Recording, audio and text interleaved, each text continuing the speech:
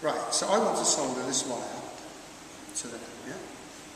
Okay, so the way to do this is to simply wrap around, so you've got a reasonable physical connection, yeah? And then if this is already connected, it can be connected to something, you might need to slip this over the wire before you make the connection, yeah? You need to have that ready somewhere near, so if that was already connected, yeah, I'd have to put that over before I do this. Yeah? Yeah? Okay, you have to think about these things in advance, right? Right, now to solder it, it's very simple. You need to be able to count to 3. These are quite nice little soldering ones. This one's, the only difference with this one is that it's got a hot air burner, which you won't need to switch on. It's also got a sucker, so when I switch that on, it's sucking air, it's sucking the fumes away through that tube. Yeah, it's the only difference between those. This one I don't know if, do I need to talk about health and safety a bit? I mean, when I'm working with children, I point out that the ends are hot. Okay, these are at about 300 degrees. You can see on there's a little readout on the, you can't see there, but people around this side can see, can't you? Mm-hmm. It says about 300 degrees. And I set this one to about 300 too, on a different kind of, it's just a roll. So I kind of point out to children, well actually I don't point out, I ask them what should they do with it, and eventually get to, they shouldn't burn themselves with it, they shouldn't burn somebody else with it, and they shouldn't stick it in the desk or anywhere else. Okay, we should pretty much covers everything except soldering. And the cardinal sin, and I always tell kids that I will write home with a bill for £30, is to stick the solder in their eye into the solder, which is very tempting.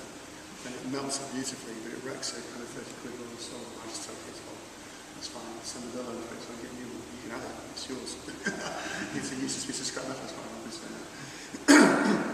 This is lead solder. I, in education, highly recommend you continue using lead continuous solder, not the unleaded solder. It's really hard to work with unleaded solder.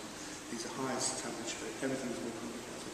There is no legal requirement to use unleaded solder in hobbyists or education systems. Okay? It's not required. It's illegal to use leaded solder in commercial products, but that's fine. But use on commercial products, it's an education.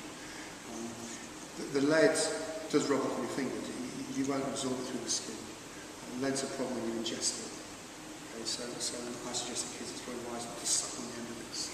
And to wash your hands after you eat, which you should do after D&T or before you eat, frankly.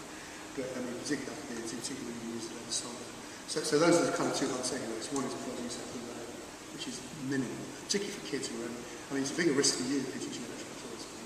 And the biggest risk is to technicians who are probably even more. So people are in the workshop all the time, but it's not the kids who come out. So the other risk is this, and the only time I've ever had children burn themselves is when they're pissing around and some kid nudges another kid who's like this and it goes into their hand. That's actually the time they've ever burn themselves. As long as they're not, you've got it absolutely tied down that they're not messing about with the end of this. The other thing kids do is they get sticulate when they're talking. They've got 3 degrees at the end of their hand. Which is why if you come and learn how to do surface mount soldering with us, we'll show you how to do soldering, but it's much simpler than this, and cheaper, and easier. That's a different story. So, I need 3 hands now, one for my solder, one for my soldering iron, and one to hold that. And I found that lots of children don't have 3 hands, so one solution, and you just got a bit of blue tack on top of each of these, is a piece of blue tack that will very nicely hold the components in place. And that's the cheap solution. The more expensive solution is these things, and I've got 2 or 3 of them. Looking back, if you want to fiddle with them, I'm sure you're using it before you work out using the little clip that you can use to hold things in place. And frankly, I generally find them more hard work than they give you benefit. Some people love them, so that's just personal preference. I like my bit of blue tack. So I've made some with a block of wood and stuck. Yep. Dog clips. No. How you washing up? Well, clothes pegs. Yeah, clothes pegs. I've stuck clothes pegs on. And actually, those who haven't been in schools much will find out schools. Lots of schools have made their own versions of these. These are, how do you much, David? About 4 or 5 quid? Yeah, something like that. Yeah. Bulldog clips as well. Bulldog clips. So there's lots of ways of making your own. I like blue tack. The only problem with blue tack is that it's one of those things like ball bearings that kids seem to want. Yeah. So there's a high risk of losing it if you give kids. But I mean, if it's still stuck on the top of there by the time you're finished, I don't know. I like blue tack. Right. So, count to 3. We want to get that nice and hot. So you get it nice and hot by counting to 3. And then you apply a little bit of solder, 3 little dabs of solder. 1, 2, 3. And the solder goes away.